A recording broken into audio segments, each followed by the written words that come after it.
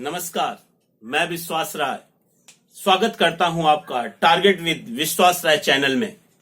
आज हमने भारतीय संविधान का जो टॉपिक चुना है वो हमारी अनुसूचियां हैं, संविधान की अनुसूचियां हैं, शेड्यूल्स हैं।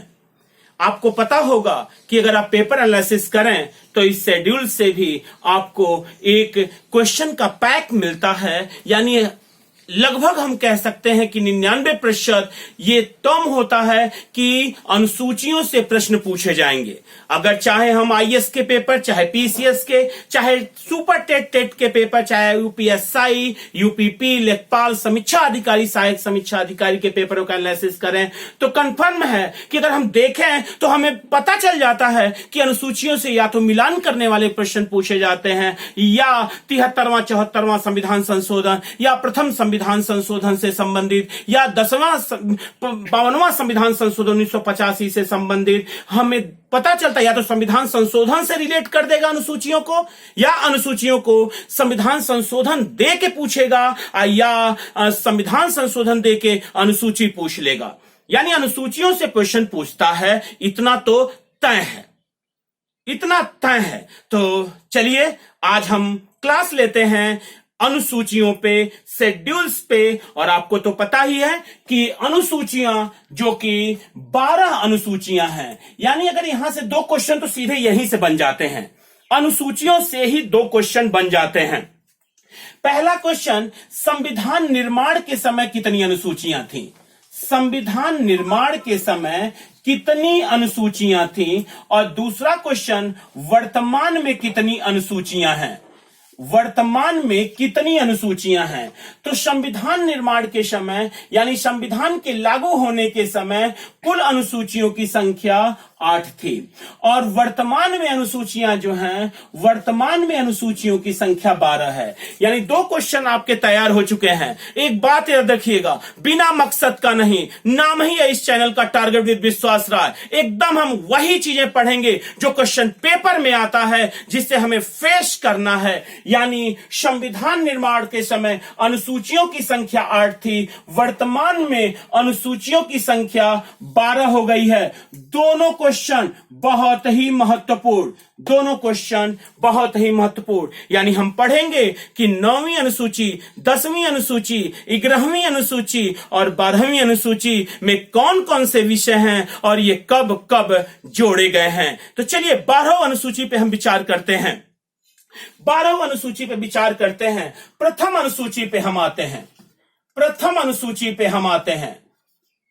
पहली अनुसूची, पहली अनुसूची, पहली अनुसूची क्या है? पहली अनुसूची, पहली अनुसूची संघ एवं उसका राज्य क्षेत्र है। संघ एवं, याद रखिएगा बच्चों, पहली अनुसूची है संघ एवं उसका राज्य क्षेत्र। संघ एवं उसका राज्य क्षेत्र, याद रखिएगा। पहले हमारे पास 28 राज्य, 7 संघ राज्य क्षेत्र थे। फिर जम्मू कश्मीर और लद्दाख जब बना तो हमारे पास जम्मू कश्मीर, अगर हम देखें तेलंगाना के बनने के बाद, तो हमारे पास 29 राज्य हो गए और 7 संघ राज्य क्षेत्र हो गए। तेलंगाना के बनने के बाद जब हमने देखा कि जम्मू कश्मीर 2 भागों में यूटी में विभक्त हुआ, और जम्मू कश्मीर 2 भागों के यूटी में यानी जम्मू कश्मीर और लद्दाख बना, और एक राज्य कम हो गया, तो हमारे पास 28 राज्य और 9 संघ राज्य क्षेत्र हो गए। अब दमन दीव दादरा नगर हवेली में इंक्लूड हुआ। तो आज वर्तमान में मत भूलिएगा, बहुत महत्वपूर्ण क्वेश्चन, ओवर कॉन्फिडेंस में जाएंगे तो दिक्कत हो जाएगी। आपके पास वर्तमान में कुल आपके पास 28 राज्य हैं और 8 संघ राज्य क्षेत्र हैं। 8 संघ राज्य क्षेत्र हैं। 28 राज्य और 8 संघ राज्य क्षेत्र हैं। यानी पहली अनुसूची हमें 28 राज्य और संघ राज्य क्षेत्रों के बारे में हमें वर्णित करती है, हमें सूचित करती है। बहुत बढ़िया। अब हम आते हैं अपने दूसरी अनुसूची पे। ध्यान दीजिएगा, ध्यान दीजिएगा। दूसरी अनुसूची, दूसरी अनुसूची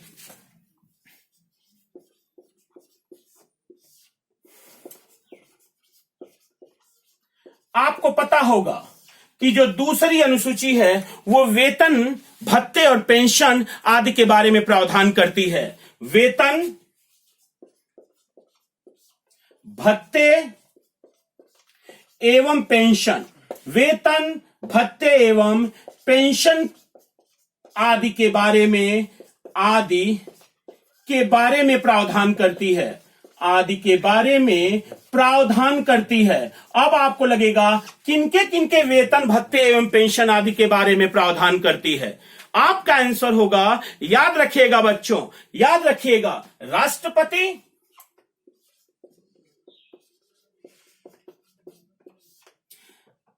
राज्यपालों, राष्ट्रपति, राज्यपालों, लोकसभा अध्यक्ष एवं उपाध्यक्ष, लोकसभा अध्यक्ष एवं उपाध्यक्ष,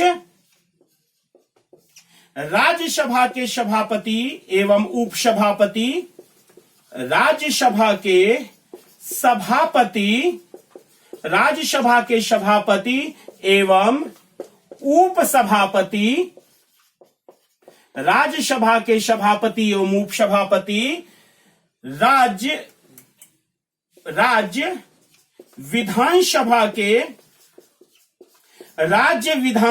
के अध्यक्ष, राज्य विधानसभा के अध्यक्ष एवं उपाध्यक्ष, राज्य विधान परिषद के सभापति एवं उपसभापति, साथ ही साथ उच्चतम न्यायालय एवं उच्च न्यायालय के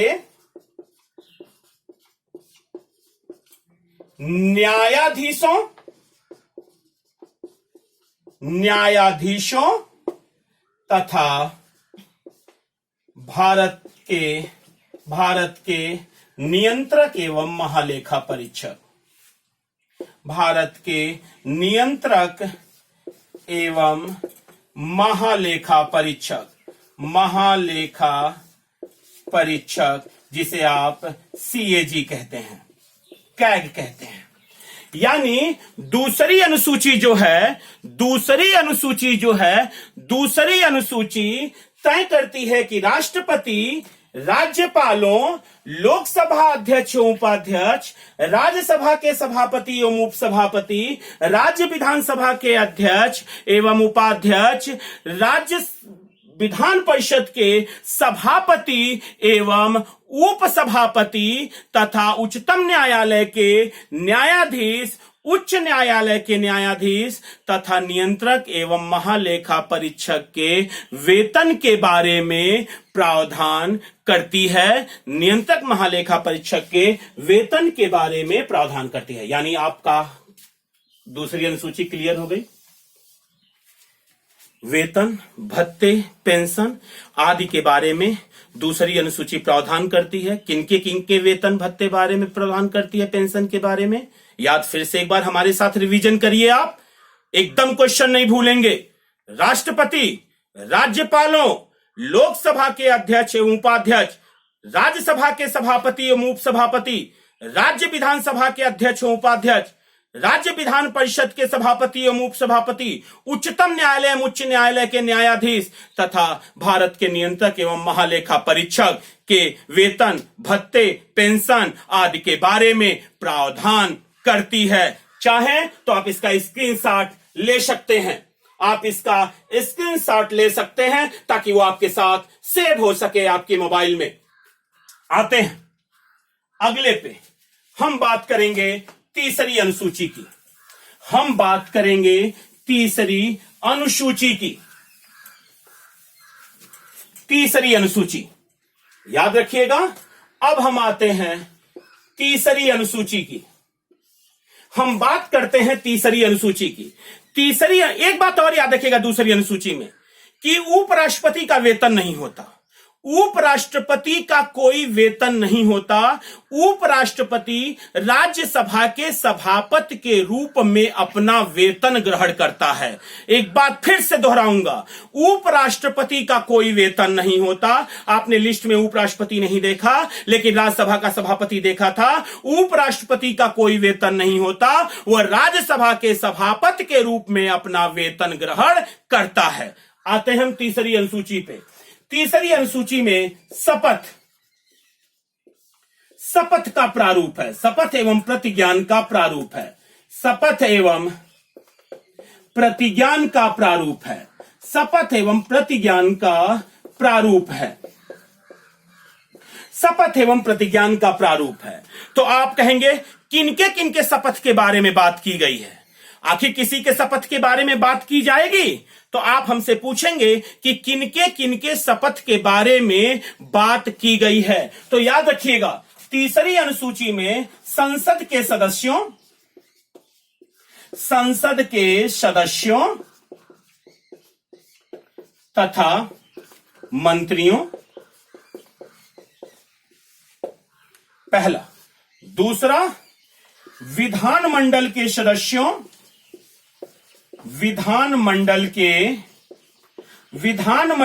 सदस्यों तथा मंत्रियों, विधानमंडल के सदस्यों तथा मंत्रियों। तीसरा, उच्चतम न्यायालय तथा उच्च न्यायालय के न्यायाधीशों,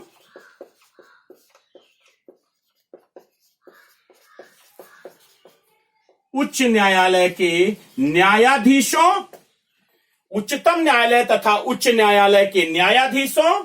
और चौथा, भारत के नियंत्रक एवं महालेखा परीक्षक। भारत के नियंत्रक एवं महालेखा परीक्षक। भारत के नियंत्रक एवं महालेखा परीक्षक। भारत के नियंत्रक एवं महालेखा परीक्षक CAG।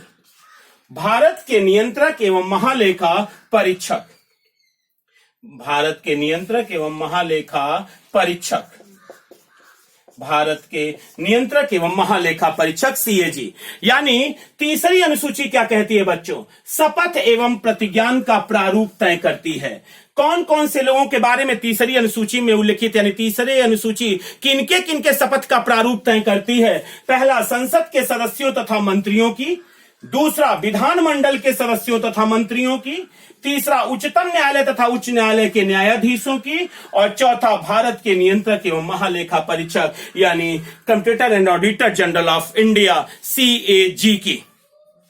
वर्तमान में भारत का नियंत्रक महालेखा परीक्षक कौन है? गिरीश चंद्र मुर्मू। गिरीश चंद्र मुर्मू जो कि जम्मू कश्मीर के उपराज्यपाल थे, अब उन्हें भारत का नियंत्रक एवं महालेखा परीक्षक बनाया गया है। यानी इन चारों के बारे में शपथ एवं प्रतिज्ञान का प्रारूप तीसरी अनुसूची तय करता है। बहुत बढ़िया क्वेश्चन। निम्नलिखित में से प्रश्न पूछा है, निम्नलिखित में से किसके शपथ का प्रारूप तीसरी अनुसूची में नहीं दिया गया है? तो याद रखिएगा कि राष्ट्रपति, उपराष्ट्रपति और राज्यपाल, राष्ट्रपति, उपराष्ट्रपति और राज्यपाल, इन तीनों के शपथ का प्रारूप तीसरी अनुसूची में नहीं है। तीसरी अनुसूची में नहीं है। तीसरी अनुसूची में नहीं है। अब आप पूछेंगे तब कहां है? तीसरी अनुसूची में नहीं है। तो आप पूछेंगे कि कहां है? तो आप कहेंगे कि राष्ट्रपति का अनुच्छेद 60 में है। अनुच्छेद 60। उपराष्ट्रपति का अनुच्छेद 69 में है, 69, और राज्यपाल का अनुच्छेद 159 में है। यानी आपसे प्रश्न पूछेगा कि राष्ट्रपति के शपथ का प्रारूप किस अनुच्छेद में दिया गया है, आपका आंसर होगा अनुच्छेद 60 में दिया गया है। आपसे क्वेश्चन पूछेगा उपराष्ट्रपति के शपथ का प्रारूप किस अनुच्छेद में दिया गया है, आपका आंसर होगा अनुच्छेद 69 में दिया गया है। आपसे क्वेश्चन पूछेगा राज्यपाल के शपथ का प्रारूप किस अनुच्छेद में दिया गया है, आपका आंसर होगा अनुच्छेद 159 में दिया गया है। क्वेश्चन पूछेगा निम्नलिखित में से किसके शपथ का प्रारूप अनुसूची 3 में नहीं दिया गया है, तो 3 का राष्ट्रपति का, उपराष्ट्रपति का, राज्यपाल का कहीं नहीं लिखा हुआ है। यानी राष्ट्रपति, उपराष्ट्रपति और राज्यपाल का शपथ का प्रारूप अनुसूची 3 में उल्लिखित नहीं है। राष्ट्रपति के शपथ का प्रारूप अनुच्छेद 60 में है, उपराष्ट्रपति के शपथ का प्रारूप अनुच्छेद 69 में है, और राज्यपाल के शपथ का प्रारूप अनुच्छेद 159 में है। तीसरी अनुसूची से इससे अधिक प्रश्न नहीं बनेंगे। आप इसका स्क्रीनशॉट ले सकते हैं, आप इसका स्क्रीनशॉट ले सकते हैं। धन्यवाद।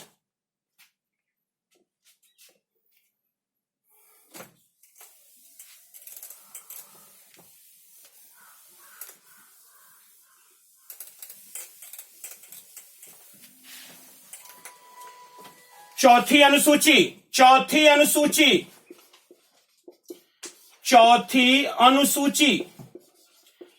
अनुसूची बहुत आसान। राज्यसभा में सीटों के आवंटन की व्यवस्था, राज्यसभा के सीटों के आवंटन की व्यवस्था, राज्यसभा के सीटों के आवंटन की व्यवस्था। यानी 28 राज्य प्लस 2 संघराज्य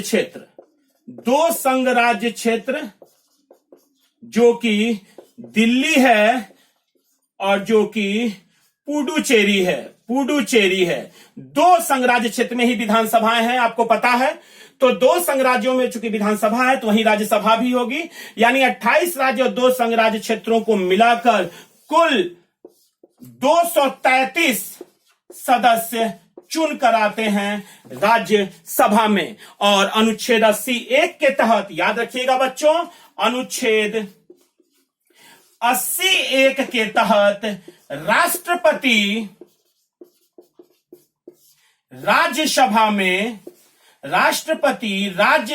में 12 सदस्यों को मनोनीत करता है।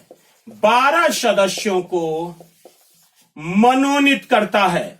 12 सदस्यों को मनोनीत करता है। यानी चौथी अनुसूची, राज्यसभा के सीटों के आवंटन की व्यवस्था। 28 राज्य में विधानसभाएं हैं और 2 संघराज्य क्षेत्र में विधानसभाएं हैं, दिल्ली और पुडुचेरी में। इसीलिए इन 28 राज्य और 2 संघराज्य क्षेत्रों से 233 सदस्य निर्वाचित होते हैं। 237 सदस्य निर्वाचित होते हैं, विधानसभा के सदस्य इनको चुनते हैं। हम बताएंगे जब राज्यसभा हम पढ़ाएंगे आपको। और अनुच्छेद 80(1) के तहत राष्ट्रपति राज्यसभा में 12 सदस्यों को मनोनीत करता है। इससे ज्यादा क्वेश्चन यहां से नहीं आएगा, इसका भी स्क्रीनशॉट लें।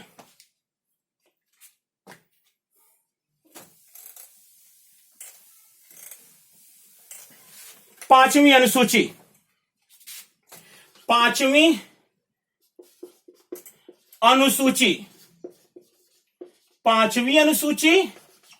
और छठवीं अनुसूची एक साथ पढ़िए। 5वीं अनुसूची और 6वीं अनुसूची एक साथ पढ़िए। 5वीं अनुसूची कहती है कि अनुसूचित जाति, अनुसूचित जाति, अनुसूचित जनजाति, अनुसूचित जनजाति के बारे में विशेष उपबंध। अनुसूचित जाति, अनुसूचित जनजाति क्षेत्रों के बारे में विशेष उपबंध। अनुसूचित जाति अनुसूचित जनजाति क्षेत्रों के बारे में विशेष उपबंध आपकी अनुसूची 5 कहती है। और 6वीं अनुसूची 4 राज्यों का नाम गिनाती है। वो 4 राज्य हैं असम, मेघालय, त्रिपुरा और मिजोरम। असम, मेघालय, त्रिपुरा, मिजोरम। असम, मेघालय, त्रिपुरा, मिजोरम, यानी 4 राज्यों के बारे में गिनाती है कि इन 4 राज्यों के अनुसूचित जाति, अनुसूचित जाति, अनुसूचित जनजाति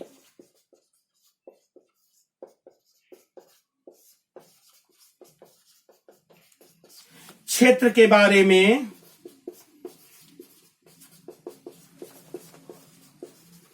विशेष उपबंध। विशेष उपबंध। अब क्वेश्चन सुनेंगे। क्वेश्चन पूछेगा, अगर 4 राज्यों का नाम देके पूछता है कि असम, मेघालय, त्रिपुरा, मिजोरम, आपसे पूछता है असम के बारे में अनुसूचित जाति क्षेत्र के बारे में विशेष उपबंध किस अनुसूची के तहत है, तो 6वीं। और अगर नाम देता है झारखंड के बारे में तो 5वीं, क्योंकि 6वीं अनुसूची केवल 4 राज्यों के बारे में ही बोलेगी और बाकी राज्यों के अनुसूचित जाति अनुसूचित जनजाति क्षेत्रों के बारे में 5वीं अनुसूची बोलेगी। अगर आप उत्तर प्रदेश को लेना चाहते हैं तो 5वीं अनुसूची में, झारखंड, मध्य प्रदेश सब 5वीं अनुसूची में। केवल अगर नाम गिनाएगी असम का, मेघालय का, त्रिपुरा का और मिजोरम का, तब आपका आंसर 6वीं होगा। अन्यथा हर बार आपका आंसर 5वीं अनुसूची होगा। मुझे लगता है 5वीं अनुसूची एक बार और करते हैं। अनुसूचित जाति अनुसूचित जनजाति क्षेत्रों के बारे में विशेष उपबंध। और 6वीं अनुसूची कहती है असम, मेघालय, त्रिपुरा, मिजोरम के अनुसूचित जाति अनुसूचित जनजाति क्षेत्र के बारे में विशेष उपबंध। यानी 5वीं और 6वीं अनुसूची आपकी पूरी हो गई।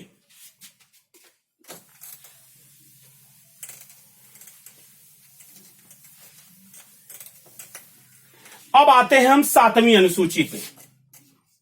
महत्वपूर्ण है, 1 मिनट। 7वीं अनुसूची, 7वीं अनुसूची, 7वीं अनुसूची जो है बच्चों याद रखिएगा बहुत महत्वपूर्ण है। 7वीं अनुसूची केंद्र राज्य संबंध के बारे में बताती है। केंद्र राज्य संबंध के बारे में बताती है। केंद्र राज्य संबंध के बारे में बताती है। केंद्र राज्य संबंध यानी ये सूची वर्णित करती है। सूची वर्णित करती है। सूची वर्णित करती है। और सूची 3 प्रकार की होती है। एक सूची होती है संघ सूची, एक सूची होती है राज्य सूची और एक सूची होती है समवर्ती सूची। संघ सूची, राज्य सूची और समवर्ती सूची। अब ये जो 3 आप देख रहे हैं, यहां से प्रश्न बड़े महत्वपूर्ण हैं। क्वेश्चन पूछता है निम्नलिखित में से कौन सा विषय, निम्नलिखित में से कौन सा विषय संघ सूची में दिया गया है, निम्नलिखित में से कौन सा विषय राज्य सूची में दिया गया है, निम्नलिखित में से कौन सा विषय समवर्ती सूची का विषय है।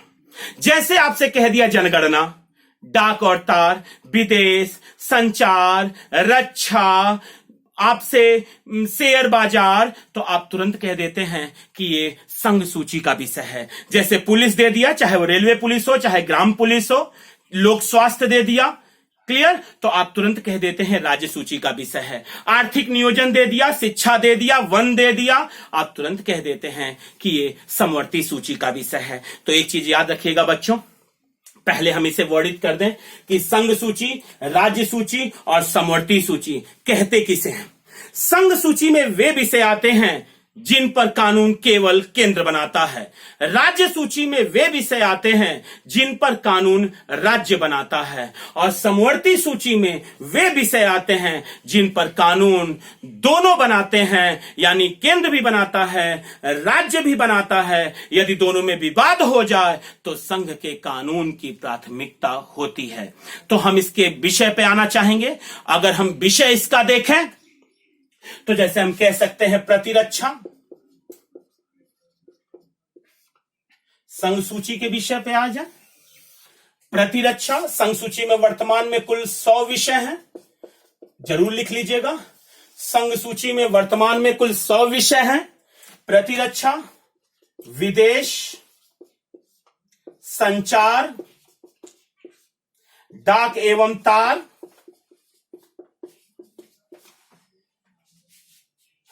जनसंख्या एवं नगरीकरण,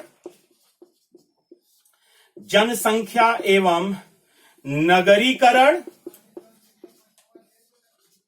बीमा, शेयर बाजार, बैंक, ये जो विषय आप देख रहे हैं मुख्य विषय, वो आपके संघ सूची के विषय माने जाते हैं, वो संघ सूची के विषय माने जाते हैं। जैसे अगर हम इसमें जोड़ना चाहें तो बंदरगाह एक और जोड़ सकते हैं, बंदरगाह, ये भी संघ सूची के ही विषय माने जाते हैं। अगले पे अगर हम आए राज्य सूची में, तो राज्य सूची में कुल 61 विषय हैं। राज्य सूची में कुल 61 विषय हैं। राज्य सूची में कुल 61 विषय हैं, जिसमें पुलिस है।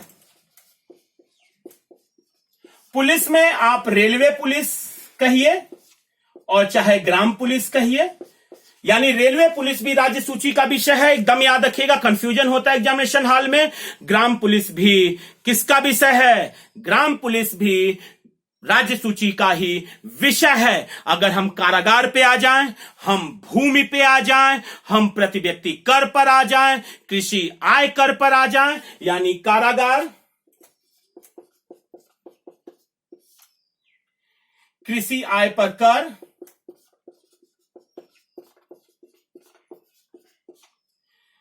टोल टैक्स भी, स्थानीय स्वशासन, स्थानीय स्वशासन,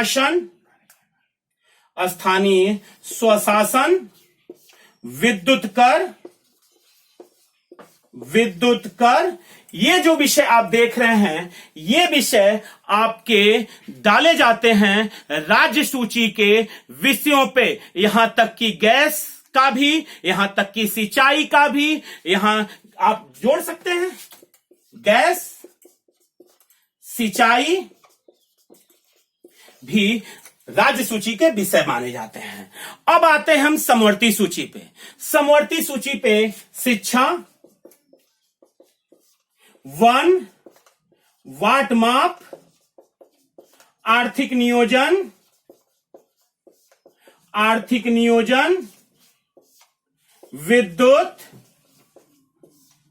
विद्युत, आप ऐसे आर्थिक सामाजिक नियोजन,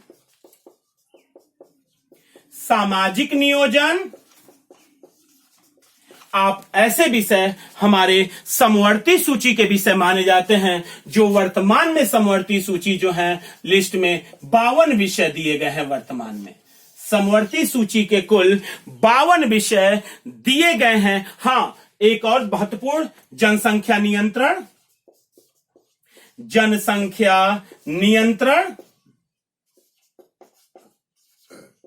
एवं परिवार नियोजन।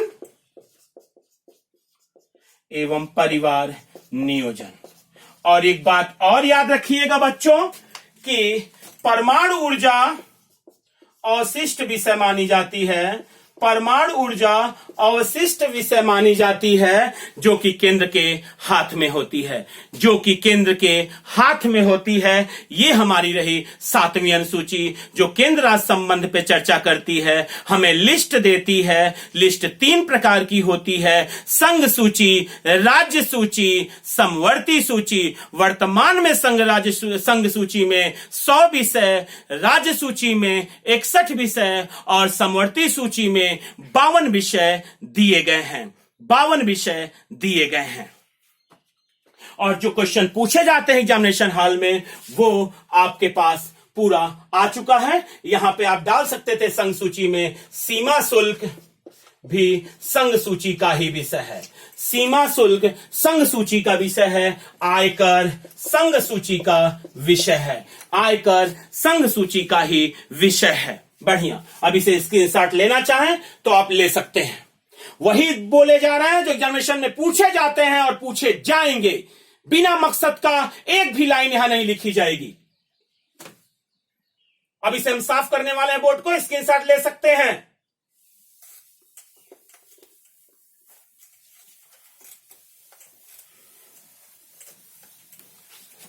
आठवीं अनुसूची, महत्वपूर्ण आठवीं अनुसूची, आठवीं अनुसूची, आठवीं अनुसूची, आठवीं अनुसूची, आठवीं अनुसूची 22 भाषाओं का उल्लेख करती है। आठवीं अनुसूची में 22 राजभाषाओं का उल्लेख है।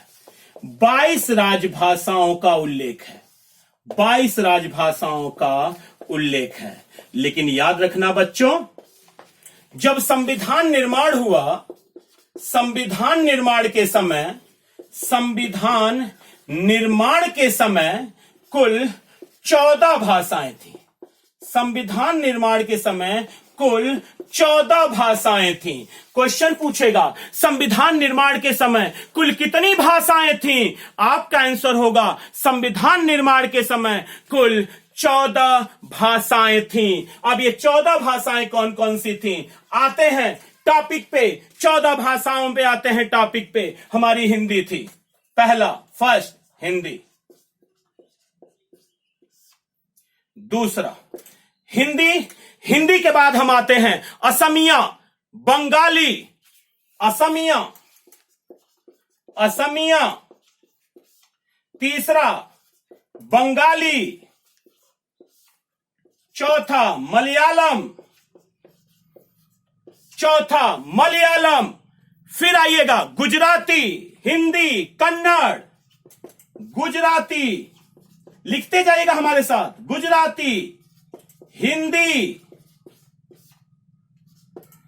कन्नड़, गुजराती, हिंदी, कन्नड़, कश्मीरी, मराठी, कश्मीरी, कश्मीरी, मराठी, कश्मीरी, मराठी, ओडिया, पंजाबी, संस्कृत, ओडिया, पंजाबी,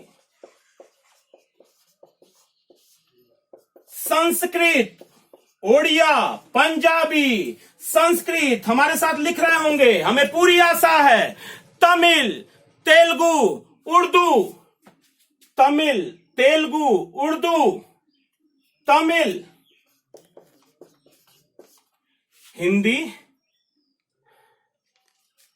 हिंदी 2 बार हमने लिख दिया है तो माफ करिएगा। यहां छठा हो गया और छठा हो गया, 7वां, 8वां, 9वां, 10वां,